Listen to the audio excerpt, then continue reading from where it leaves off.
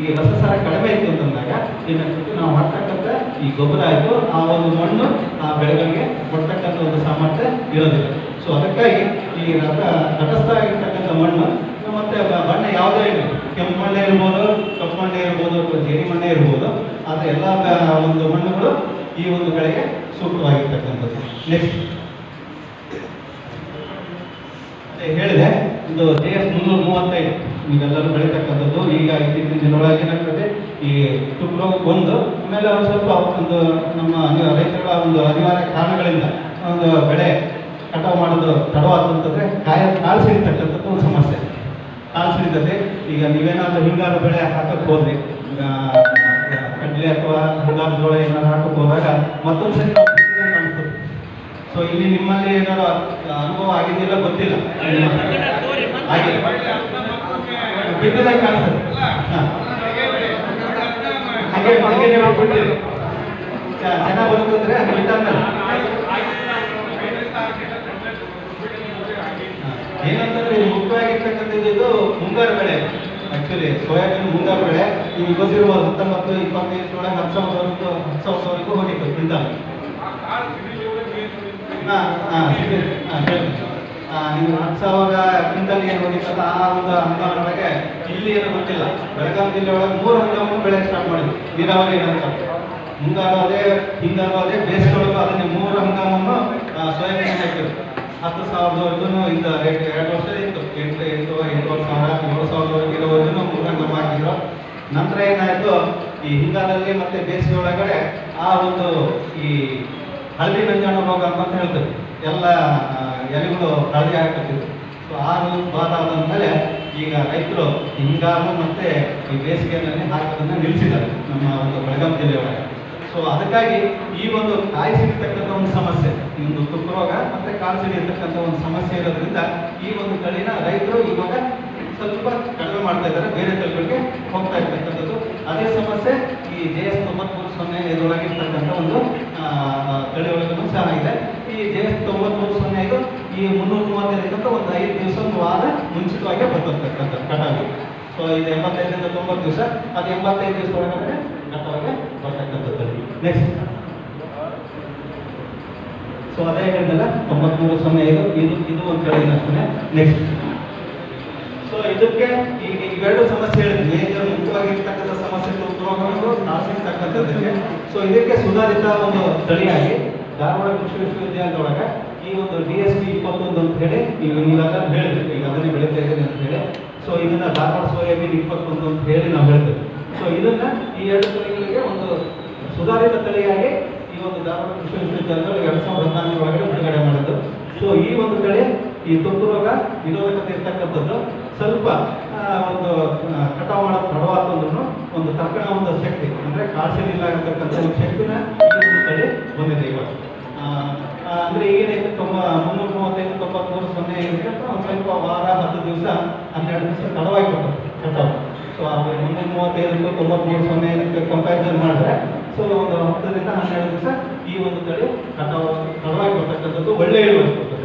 ಸುಮಾರು ನಮ್ಮ ಒಂದು ಬೆಳಗಾವಿ ಜಿಲ್ಲೆ ಒಳಗೆ ಸುಮಾರು 12ರಿಂದ 14 ಕ್ವಿಂಟಲ್ ತೆಗೆದಿರ್ತಕ್ಕಂಥ ರೈತರು ಇದ್ದಾರೆ. ಅದನ್ನು ಹೇಳ್ತೀನಿ ಮುಂದೆ ಹೇಳ್ತೀನಿ. ಸೊ ನೆಕ್ಸ್ಟ್ ಸೊ ಇದು ಅಷ್ಟೇ DSP 23 ಅಂತೇಳಿ, ಇದು ಧಾರವಾಡ ಸೋಯಾಬೀನ್ 23 ಅಂತೇಳಿ.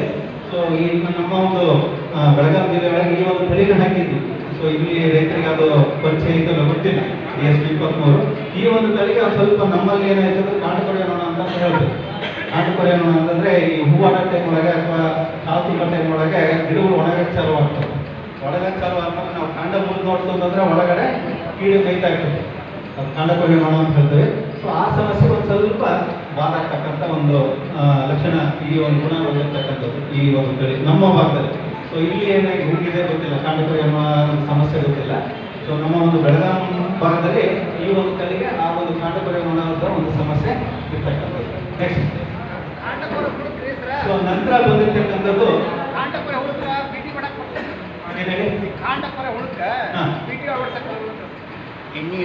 ಅದನ್ನ ಹೇಳ್ತೇವೆ ಈಗ ಹೇಳ್ತೇವೆ ಅದನ್ನೆಲ್ಲ ಒಂದು ಈಗ ತಳಿಗಳ ಬಗ್ಗೆ ಹೇಳ್ಕೊಂಡು ಆಮೇಲೆ ಬಂದು.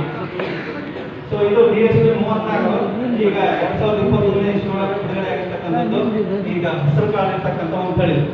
ಈಗ ಅದನ್ನು ನೋಡಿರ್ಬೋದು, DSP 34 ಕಳೆದಿರ್ತಕ್ಕಂಥ ರೈತರು ಈ ಹಸಿರು ಕಾಳು ಇರ್ತಕ್ಕಂಥ ತಳಿ ಇದು.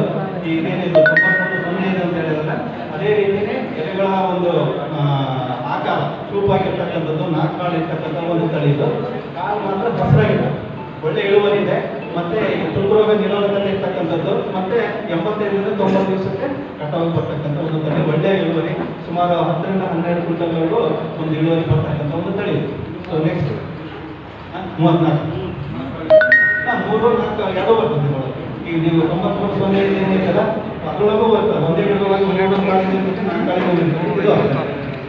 ಸೊ ನೆಕ್ಸ್ಟ್ ಇದು ನಮ್ಮ ಒಂದು ಬೆಳಗಾವಿ ಜಿಲ್ಲೆ ಒಳಗೆ ಮಹಾರಾಷ್ಟ್ರ ವೆರೈಟಿ ಅಂತ ಹೇಳಿ ಬಹಳ ಪ್ರಚಲಿತವಾಗಿರ್ತಕ್ಕಂಥದ್ದು KDS 726 ಅಂತ ಹೇಳಿ.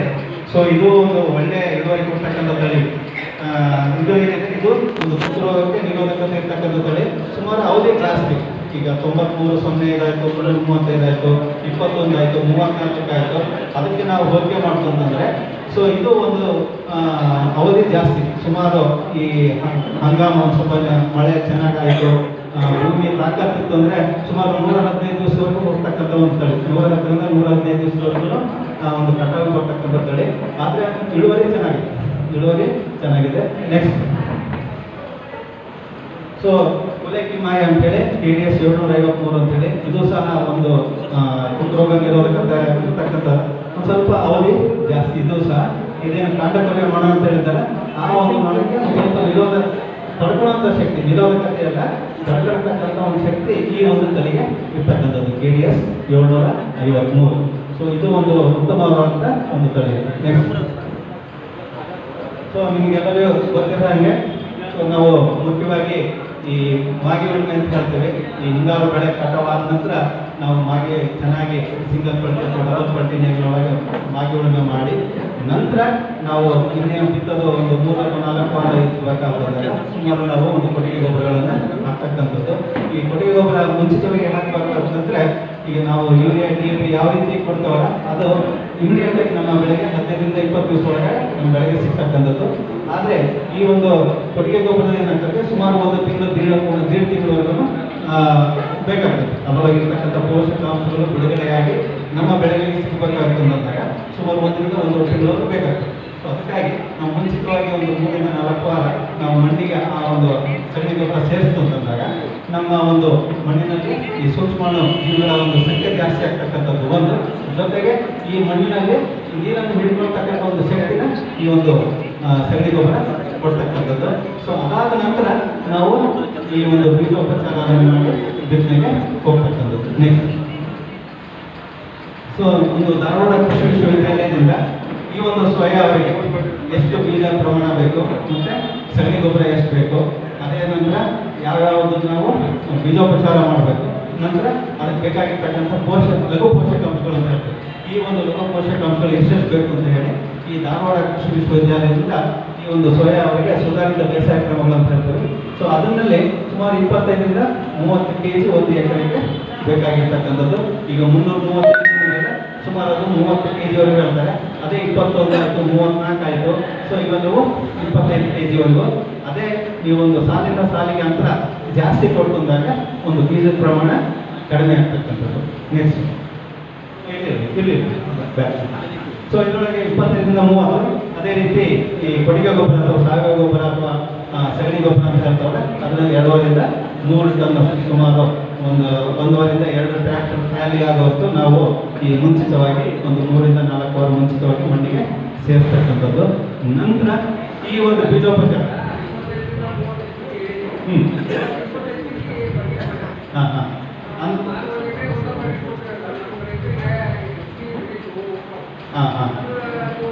ಅಂದರೆ ಈಗ ಆ್ಯಕ್ಚುಲಿ ಧಾರವಾಡ ಕೃಷಿ ವಿಶ್ವವಿದ್ಯಾಲಯದಿಂದ ಏನಿದೆ 1 ಎಕರೆಗೆ 25 kg ಯಿಂದ 30 kg ರೆಕಮೆಂಡ್ ಮಾಡಿರೋದು. ಸೊ ಅದರೊಳಗೆ ನಿಮಗೆ 335 ಅಷ್ಟೇ 30 kg ರೆಕಮೆಂಡೇಶನ್ ಐತೆ. ಇವಾಗ ಏನೈತೆ ಧಾರವಾಡ ಕೃಷಿ ಸಾಲಿನ ಸಾಲಿಗೆ 30 ಸೆಂಟಿಮೀಟರ್ ಇತ್ತು, 1 ಫೂಟಿನ ಸಾಲಿತ್ತು. ಸೊ ಈಗ ಯಾರು 1 ಫೂಟಿನ ಸಾಲಿಗೆ ಹೋಗಲ್ಲ, 45 18 ಇಂಚಿನ ಕೋರಿಗಳು ಹೋಗ್ತಾರೆ, ಇಲ್ಲ 24 ಇಂಚಿನ ಕೋರಿಗಳು ಹೋಗ್ತಾರೆ. ಸೊ ಅವಾಗ ಏನಾಗ್ತದೆ, ಒಂದು ಬೀಜದ ಪ್ರಮಾಣ ಕಡಿಮೆ ಆಗ್ತದೆ. So 25 kg optimum. ನೀವು 22, 26 ನಡೀತದೆ, ಸಮಸ್ಯೆ ಏನಿಲ್ಲ. ಏನೈತೆ ನಿಮ್ದು ಒಂದು ಮಣ್ಣಿನ ತಾಕತ್ ಮೇಲೆ ಹೋಗ್ತದೆ. ಸೊ ಮಣ್ಣಿನ ತಾಕತ್ ಚೆನ್ನಾಗಿದ್ದು ಸ್ವಲ್ಪ ಮಳೆ ಚೆನ್ನಾಗಾಯ್ತು ಅಂತಂದರೆ ನೀವು 2 ಫುಟ್ವರೆಗೂ ಹೋಗ್ಬೋದು, 60 ಸೆಂಟಿಮೀಟರ್ವರೆಗೂ ಹೋಗ್ಬೋದು, ಏನು ಸಮಸ್ಯೆ ಇಲ್ಲ, ಚೆನ್ನಾಗಿ ಬರುತ್ತೆ. ಸ್ವಲ್ಪ